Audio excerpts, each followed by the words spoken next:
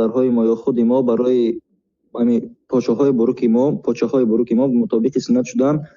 بروک‌های ما که دراز بعد است قد میزنیم تو از بوجیر بالا شود. این جایز است یا نه شیخ؟ بارک الله فیک. اولا همون شیم هایی که مردم میپوشند، ایزارها میگیم، شیم ها، بروک ها، برایشون واجب است، یعنی فرض است که از عاشق پا بالا باشد. پیامبر صلی الله علیه و آله میگن من اسلم من الکعبین من الازار ففی النار.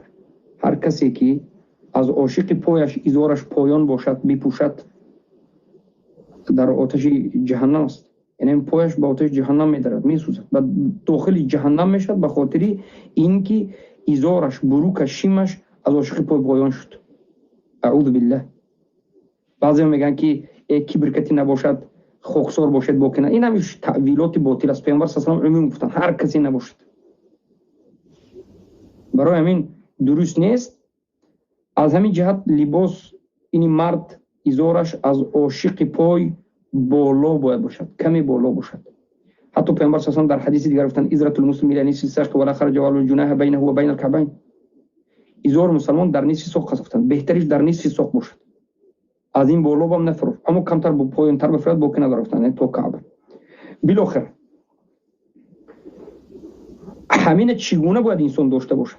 بر زدن یا که بریده.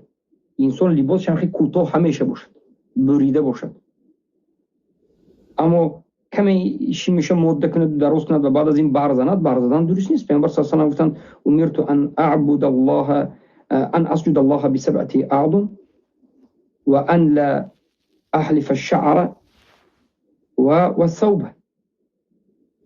من امر شدم از جانب الله که به 7 استخوانم سجده کنم، یعنی 2 پای، 2 اطراف قدم، 2 زانو 4 تا شد، 2 اطراف قدم، 2 زانو 4 تا، 2 دست 6 تا، بینی و پیشانی 7 تا.